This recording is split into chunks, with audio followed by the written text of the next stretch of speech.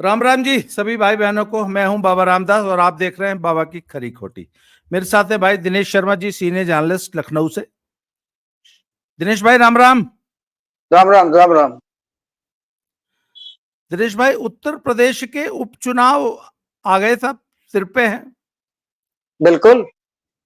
और उत्तर प्रदेश की राजनीति में बड़ा घमासान मचा हुआ है। मंगेश यादव के एनकाउंटर को लेके अखिलेश जी जो है एकदम सड़कों पे आ गए हैं और सरेआम एक डकैत के पक्ष में खड़े हो गए हैं। कल मैं एक वार्ता सुन रहा था, उसमें एक समाजवादी पार्टी का प्रवक्ता बोल रहा था कि चोर था वो। इनको शायद चोर और डकैत और तमंचा लेके घर में घुसने वाले लुटेरे, डकैती डालने वाले, इनका अंतर पता नहीं है समाजवादियों को।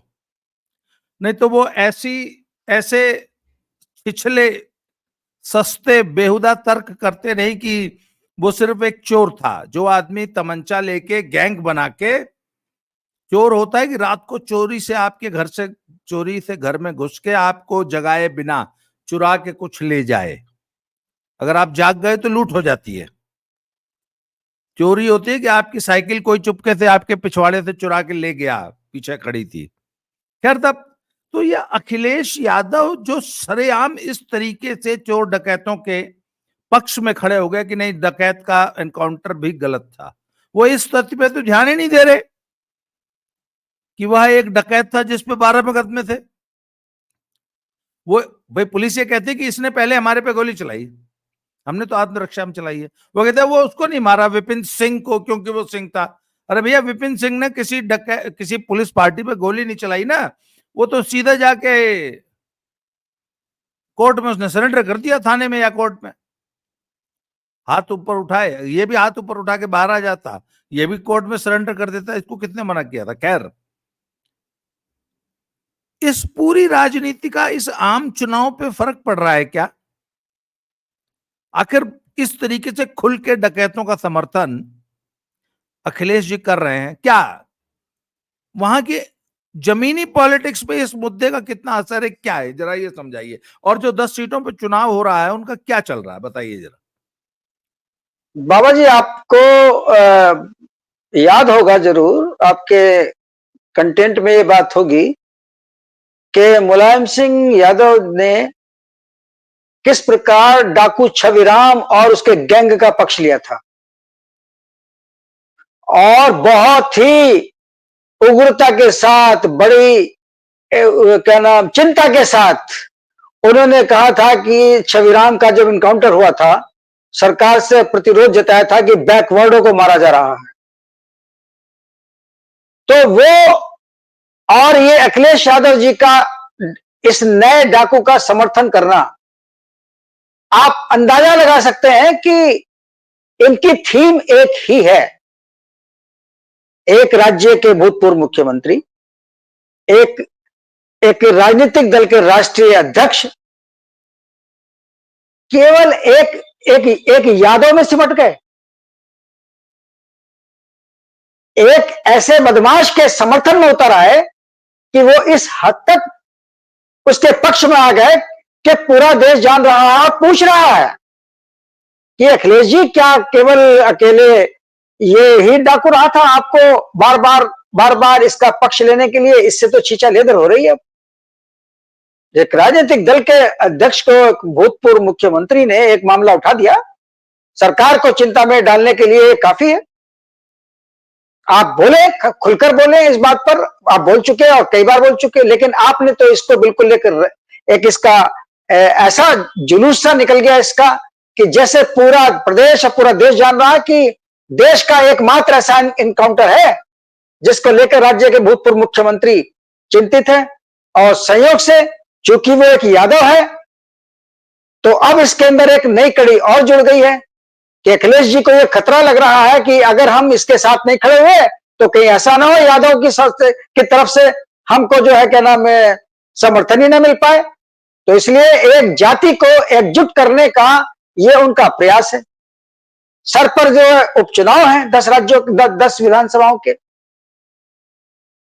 तो एक चिंता का विषय यह भी है, चिंता का विषय यह भी है कि जो देश विदेश में जो बदनामी करते घूम रहे हैं इनके इंडी भाई अखिलेश राहुल गांधी, उसका भी असर पड़ेगा।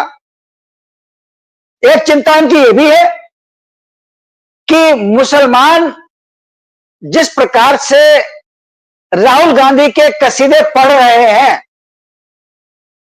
तो कहीं ऐसा ना हो कि मुसलमान समाजवादी पार्टी को थोड़ा सा किनारे कर दे और वो पूरी तरह से राहुल गांधी के साथ खड़ा हो जाए। ये अखिलेश यादव की चिंता है।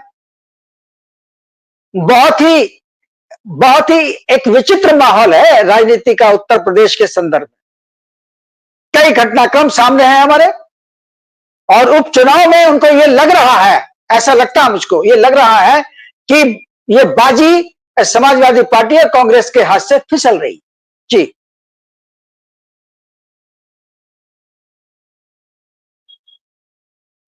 दिनेश भाई, आप तो बड़े सीनियर जर्नलिस्ट हैं, आपको शायद इसकी जानकारी होगी। मैं अपने दर्शकों की जानकारी के लिए एक बात बता देता हूँ, एक किस्सा सुना देता हूँ। वो आपको पता है, ये जो प्राइवेट बस ऑपरेटर्स होते हैं, जो बस चलाते हैं, बस मालिक जो कहलाते हैं, या जो प्राइवेट बसों के जो स्टाफ लोग होते हैं, कंडक्टर, ड्राइवर, ये आपस में इनका टिकट नहीं लगता। मान लीजिए महादेव ट्रेवल्स का ड्राइवर, कंडक्टर या मालिक सुखदेव ट्रेवल्स की बस में अगर बैठ जाए तो उसको खाली इतना बताना होता है कि मैं ड्राइवर हूं, स्टाफ हूं, तो स्टाफ बोल देने से काम चल जाता है। इतना आपसी भाईचारा होता है। मैंने तो पंजाब में तो यहां देखा है कि पंजाब में बहुत ज्यादा प्राइवेट बस ओनर्स है, बहुत ज्यादा प्राइवेट बस सर्विस है। तो प्राइवेट बस ऑपरेटर्स की एक यूनियन है, उसका एक आई कार्ड बनता है बाकायदा, और उस पर लिखा होता है कि ये फलानी रोडवेज का या फलानी बस सर्विस का ड्राइवर है, कंडक्टर है, खलासी है, या जो भी है, अकाउंटेंट है। तो वैसे तो सिर्फ स्टाफ बोल देने भर से काम चल जाता है, अगर कोई जिद कर जाए तो वो आई कार्ड भी बकायदा दिखा देते हैं। मैं ये पर्सनली एक ऐसे आदमी को जानता हूं, तो इसको बोलते हैं स्टाफ। तो सर, मुलायम सिंह के खानदान का ये डकैतों के प्रति जो ये सॉफ्ट कॉर्नर है ना, इसका भी एक कारण है, ऐतिहासिक कारण है। आप तो जानते होंगे, दर्शकों को बता दूं कि मुलायम सिंह जी खुद जो हैं वो बाकायदा पेशेवर रजिस्टर्ड डकैत थे, रजिस्टर्ड जो होता थाने में, और इनके एनकाउंटर के बाकायदा आदेश जारी हो गए थे। जिले में जिन अपराधियों की और जिन डकैतों का एनकाउंटर पुलिस को करना था, उस सूची में मुलायम और शिवपाल दोनों का नाम था। तो इनका एक, और ये उन दिनों बहुत छोटे स्तर की राजनीति शुरू कर चुके थे, पर डकैतों से इनका संबंध बना हुआ था, और हिस्ट्री शीट में ये डकैत दर्ज थे। शायद जिला इटावा या मैनपुरी की बात है ये। तो एक सिपाही ने इनको धीरे से इनके घर गया और पूछा कि कहाँ है पहलवान जी दद्दा। तो बोले वो तो वहां कहीं गए, मैं किसी राजनीतिक जलसे में गए थे। तो उसने कान में धीरे से बता दिया कि उनसे बोल देना घर ना आए, पुलिस इंतजार कर रही है, उनका एनकाउंटर लिस्ट में नाम है। खैर, किसी तरह मुलायम सिंह को यह सूचना पहुंचाई गई। गांव से बाहर ही मुलायम सिंह मिल गए, और मुलायम सिंह ने पगडंडी साइकिल दौड़ाई। कहां से? इटावा से। और साइकिल चलाते हुए दिल्ली आए थे चरण सिंह जी की कोठी पे, चौधरी चरण सिंह। और रोड नहीं आए थे, रोड के साइड में जो पगडंडियां होती है उन पे साइकिल चला के, और 2 दिन में साइकिल चला के दिल्ली पहुंचे थे। और फिर चौधरी चरण सिंह जी ने इसको अपनी कोठी में रुकने की जगह दी और इसका नाम एनकाउंटर लिस्ट से कटवाया। और ये आज भी यूपी की हिस्ट्री शीट में इनका नाम दर्ज मिल जाएगा। पहली बात तो सर, ये तो डकैतों के स्टाफ हो गए ना, भूतपूर्व डकैत। जैसे बस ड्राइवरों, बस रोडवेज बस ऑपरेटर्स का स्टाफ चलता है, तो डकैतों में भी तो स्टाफ चलता होगा कि नहीं चलता होगा? ये बाबा जी उस समय की घटना सुना रहे हैं आप, जब इनकी मैनपुरी एटा में स्थानीय लेवल पर कांग्रेस के एक नवोदित नेता बलराम सिंह यादव से दुश्मनी चल रही थी। जी, ये उस दौरान की घटना है और दोनों एक दूसरे की जान के दुश्मन थे ये। और उस समय बलराम सिंह यादव का पल्ला भारी था और बलराम सिंह चाहते थे कि मुलायम सिंह यादव और उनके परिवार का इनकाउंटर हो जाए। ये आप जो बता रहे हैं बात, ये पुरानी घटनाएं हैं ये, क्योंकि छमीराम वगैरह वगैरह वगैरह से इनके बड़े संबंध है, चंबल के डाकों से इनके बड़े अच्छे रिश्ते रहे हैं और उनकी पैरवी करते रहे हैं। ये किसी से छिपी नहीं है, ये सारे रिकॉर्ड पर बातें जो आप बोल रहे हैं। जी, आप कुछ कह रहे थे? एक और घटना है सर जिसकी जानकारी जरा कम लोगों को है। एक बार इसी तरह डकैती में नाम आया था तो इनके घर पुलिस ने दबिश दी और जो पुलिस कप्तान थे वो स्वयं आए। वो पुलिस कप्तान जो थे आर्मी के से शॉर्ट सर्विस कमीशन 5 साल वाला कमीशन लेके कैप्टन रैंक से रिटायर होके फिर आईपीएस हुए थे कप्तान साहब, और बड़े दबंग और बहुत तगड़े थे। तो साहब ये पहुंचे सैफई इनके घर, तो ये घर पे नहीं मिले तो किसी ने कान में बोल दिया कि वो अभी इसी तरफ से उस खेत की तरफ भागे हैं। तो वहां पर मकई का खेत था, उसमें चचा घुस गए थे, सिपाल चचा। तो वो कप्तान साहब ने इनको घेर लिया और उठा के पटक दिया और वहीं बगल में एक बहुत बड़ा इतना बड़ा पत्थर था, वो पत्थर उठा के इनके सिर पे दे मारना चाहते थे। तब तक 2 सिपाहियों ने पकड़ लिया कप्तान साहब को कि अरे सर पत्थर से मत मारिए। तो फिर कप्तान साहब ने कहा कि नहीं साले का कुछ तो तोड़ेंगे। तो आपने देखा होगा सिपाल चचा की एक ये उंगली टूटी हुई है साइड की, ऐसे इधर ये वाली बहुत बुरी तरह। तो कप्तान साहब ने खुद सुनाया है ये लोगों को लखनऊ में कि उन्होंने वो उंगली पकड़ के और ऐसे उमेट के ये उंगली यहां मिला दी थी, तब की उंगली टूटी हुई है। तो कहने का मतलब सर ये खानदान जो है डकैत खुद रहा है। बिल्कुल। तो इनका चंबल के सभी डकैत गिरोह से इनका संबंध था, पहली बात। और सर वो जो अभी रिसेंटली ददुआ था ना बाल कुमार पटेल, जी जी जी, उससे इस परिवार के क्या संबंध रहे? अच्छा, उसके बाद फूलन देवी से को हीरो बनाने वाला कौन था? तो डकैतों, ये तो उस मंगेश यादव की किस्मत खराब थी सर। अगर वो उस दिन बच गया होता, ये जान लीजिए, तो कल को मंगेश यादव माननीय एमएलसी साहब कहलाते। इस परिवार की आदत है डकैतों को नेता बनाना, एमपी बनाना, एमएलए बनाना, मंत्री बनाना। तो सर अच्छा एक बात बताइए, बलात्कारियों को कहना कि बच्चों से गलती हो जाती है। हाँ, तो ये अच्छा एक बात बताऊं, किसी खिलाड़ी को, किसी अन्य डिग्निटरी को, किसी साइंटिस्ट को, किसी बहुत बड़े समाज सेवी को देखा आपने कभी इस परिवार को चढ़ाते हुए? कि किसी बहुत बड़े ओलंपियन पहलवान को, ओलंपियन खिलाड़ी को, इतने एक से एक ओलंपियन हॉकी के हुए, आज तक कोई समाजवादी पार्टी से टिकट पाया? जब जो पाया तो वो चोर डकैत था। ये चोर डकैतों की पार्टी है। तो मंगेश लखनऊ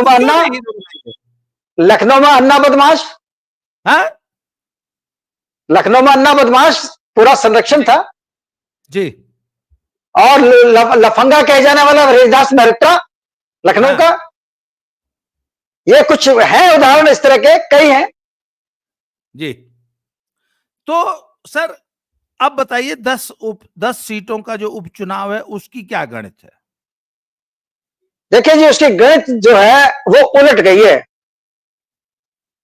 शुरुआती दौर में पहले तो मुस्लिम कार्ड चला इनका, कि अयोध्या के उसको बेकरी चलाने वाले को, समाजवादी पार्टी के नगर अध्यक्ष को, नगर पालिका के चेयरमैन को अतीक का कार्ड भी इन्होंने चला। इन्होंने अफजाल अंसारी का कार्ड चलाया, मुख्तार अंसारी का कार्ड चलाया। तो मुस्लिम तुष्टीकरण का एजेंडा तो ये फुल स्विंग से चलाते हैं। और रही बात इस उपचुनाव की बात, सॉरी, इस लोकसभा चुनाव के अंदर जो प्रदर्शन सामने आया, इन्होंने उसको यह समझ लिया है कि अब केवल उन्हीं का सिक्का चलेगा। हरियाणा का चुनाव लड़ना चाहते थे, लेकिन कांग्रेस ने उनको रोक दिया। कांग्रेस ने उनको रोक दिया। ये भले ही कहें कि हम नहीं चाहते कि वोटों का बंटवारा हो, बल्कि सच्चाई यह है कि कांग्रेस उत्तर प्रदेश के बाहर समाजवादी पार्टी को एक भी सीट देना नहीं चाहती है। कांग्रेस इस प्रयास में है कि उसको मुसलमान जो वोट है वो केंद्रित हो जाए कांग्रेस के पक्ष में। यह राहुल गांधी का प्रयास है। और उत्तर प्रदेश में जिस प्रकार का माहौल बना है, जो भारतीय जनता पार्टी ने जिस प्रकार का एक अभियान उत्तर प्रदेश में चलाया हुआ है, उसके सामने एक तो खटाखट वाला जो है वो कार्ड नहीं चल पाएगा। एक तो ये समझ लीजिए आप। दूसरी बात, उन्होंने यादव वोटों को एकजुट करने के लिए ये मंगेश का कार्ड खेला हुआ है। तो किसी न किसी रूप में इस प्रकार से अपनी भी सीटें जो उनकी हैं उनको बचाने की कोशिश में जी जान से लगे हुए हैं। लेकिन कुछ जो चीजें सामने आ रही हैं उनको देखकर ये लगता है कि मामला समाजवादी पार्टी के पक्ष में नहीं है और कांग्रेस के भी पक्ष में नहीं है। ये जो उपचुनाव है, इसमें और भी कुछ फैक्टर जुड़े हुए हैं। जैसे 7 विधायकों ने जो समाजवादी पार्टी के थे, उन्होंने राज्यसभा चुनाव में बीजेपी का पक्ष लिया था, तो वो भी कहीं ना कहीं गुल खिलाएंगे। मैं फिर कह रहा हूं बाबा जी कि इस चुनाव को 75% तो आप खटाखट से जोड़िए। आप अब उस खटाखट की पोल भी खुलेगी इस इलेक्शन के अंदर।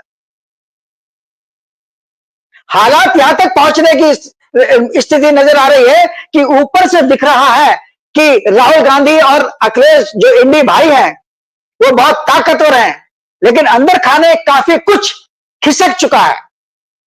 तो मुझे लगता है कि जो ये कहना उपचुनाव है उत्तर प्रदेश के, इसमें भारतीय जनता पार्टी बहुत अच्छी पोजीशन पर रहेगी। कई डेवलपमेंट हो रहे हैं, बहुत सारी चीजें हो रही हैं। बाबा जी एक बात बताइए कि ये हिमाचल में क्या हो रहा है, ये अभी जो क्या कुछ आप जरा बताइए तो मेरे ध्यान आ गया, तो मैं आप ही से सवाल एक कर लूं।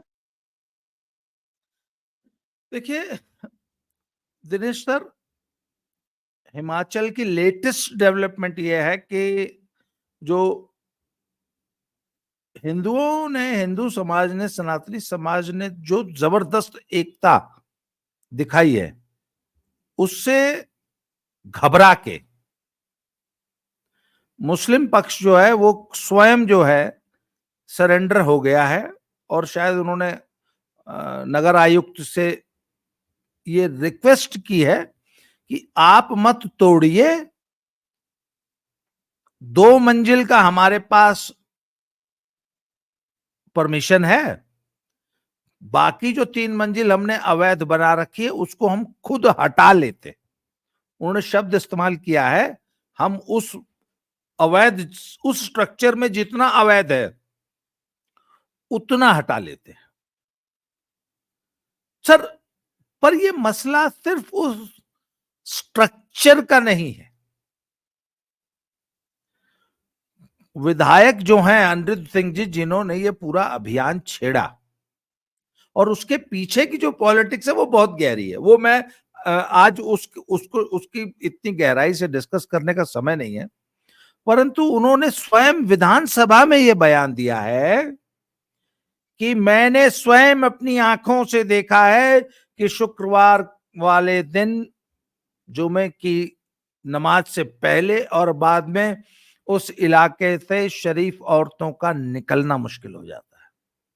वहां इस कदर फप्तियां कसी जाती हैं और महिलाओं के मन में, शरीफ लोगों के मन में इस कदर भय का वातावरण बन जाता है इनकी इस कबीलाई मानसिकता की वजह से, ये कि ना, ये तो अकेली महिला को पा जाए तो ये तो तहर्रुश खेलने लगता है ना। आपको याद होगा कि वो जर्मनी में जब रात को 12 बजे न्यू ईयर मना के महिलाएं मेट्रो से लौट रही थी, तो एक अकेली महिला को पकड़ के इन्होंने कैसे जर्मनी में उस महिला के साथ तहर्रुश खेला था। तहर्रुश का एक सर एक ये खेल है और ये बकायदा खेल होता था। ये करते क्या है कि किसी अकेली महिला को सभी लोग घेर लेते हैं और घेरा ऐसा होता है कि जो एकदम इनर सर्कल है वो तो उस महिला को मॉलेस्ट करता है और जो बाहरी घेरे में जितने लोग हैं वो उस महिला को यदि कोई बचाने आना चाहे तो उसको अंदर घुसने से रोकते हैं। जैसे फुटबॉल या हॉकी के गेम में एक फॉरवर्ड लाइन होती है, एक डिफेंस लाइन होती है, एक मिडफील्ड होता है, वैसे तो फ्रंट लाइन जो एकदम इनर सर्कल है वो उस महिला के साथ अत्याचार कर रहा होता है और बाहरी वाला जो घेरा है वो किसी मदद को उस महिला तक पहुंचने नहीं देता। दिस इज कॉल्ड तहर्रुश। तो ये तहर्रुश खेलने वाली कौम है सर। अजमेर शरीफ में क्या हुआ था, कितने बड़े पैमाने पर हिंदू लड़कियों के साथ जी घेर घेर कर पकड़ पकड़ के उनसे रेप हुए थे। अजमेर शरीफ की घटना तो ये जग प्रसिद्ध है। आप देखिए ना कितने प्लान्ड तरीके से हुए थे, जी योजनाबद्ध। अच्छा सर, सेम गेम ये सऊदी अरेबिया में मक्का मदीना में खेल देते हैं भीड़ भाड़ में। आपको पता नहीं, शायद आपने वो वीडियो ना देखी हो। एक वीडियो है बकायदा जहां पे वो शैतान को जहां पत्थर मारा जाता है वहां इतनी भीड़ होती है, वो महिलाओं से एक इनका ही एक आदमी खड़ा था और वो एक आदमी ने उसको बकायदा रिकॉर्ड किया और उसने अपना आला तनासुल औजार जो है निकाल जिप से बाहर निकाल रखा था, उस महिला को टच कर रहा था, वो रिकॉर्ड हुआ है बकायदा। बाबा जी इंटरप्ट करूं मैं कि ये शैतान को पत्थर मारते हैं वहां पर। हाँ, खुद शैतान और शैतान को एक सेकंड भी जीने का अधिकार नहीं है इनके कानून, इनके कुरान के हिसाब से और इनकी जीवन शैली के हिसाब से। और ये भारत में हिंदुओं को शैतान मानते हैं जी, काफिर मानते हैं। आप समझ गए ना बात को? जब ये हमको शैतान मानते हैं, काफिर मानते हैं, तो हमारी बहु बेटियों को क्या मानते होंगे जी? अंदाजा लगा लीजिए आप। तो हिमाचल में वही स्थिति थी। तो सर ऊपर की 3 अवैध मंजिलें टूट जाएंगी मान लिया, पर जो इन्होंने वहां डेमोग्राफी ही चेंज कर दी है और हजारों की संख्या में एक छोटे से एरिया में घेटो। अच्छा जो घेटोइजेशन की जो इनकी मानसिकता है ना, घेटो बना के रहना, एक छोटे से एरिया में बहुत ज्यादा हाई डेंसिटी, हाई कंसंट्रेशन बना देना जनसंख्या का, सर उससे कैसे शिमला की जनता निजात पाएगी? सवाल तो यह है कि एक छोटे से एरिया में जब 10,000 टोपी वाले रहते हैं तो उसमें कौन हिंदू घुसेगा, कौन शरीफ हिंदू महिला उसके उस एरिया में घुसने की हिमाकत करेगी, जुर्रत करेगी? सवाल यह है, इसका हल अभी नहीं निकला है। और सर ये सवाल सिर्फ पंजौली में नहीं है समस्या, ये पूरी दुनिया में है, ये पूरी दुनिया की समस्या है। इसका हल पूरी दुनिया को इकट्ठे बैठ के खोजना होगा सर, ये इतने हल्के में लेना। संजौली ने एक रास्ता जरूर दिखा दिया है, संजौली ने एक रास्ता दिखा दिया है, पर वो सॉल्यूशन नहीं है सर, सॉल्यूशन हमें निकालना होगा। सर समय हो गया, आज आपने समय दिया इसके लिए मैं बहुत बहुत आभारी हूं, बहुत बहुत धन्यवाद सर। अगले वीडियो में फिर से मिलते हैं। बिल्कुल बिल्कुल, थैंक यू वेरी मच।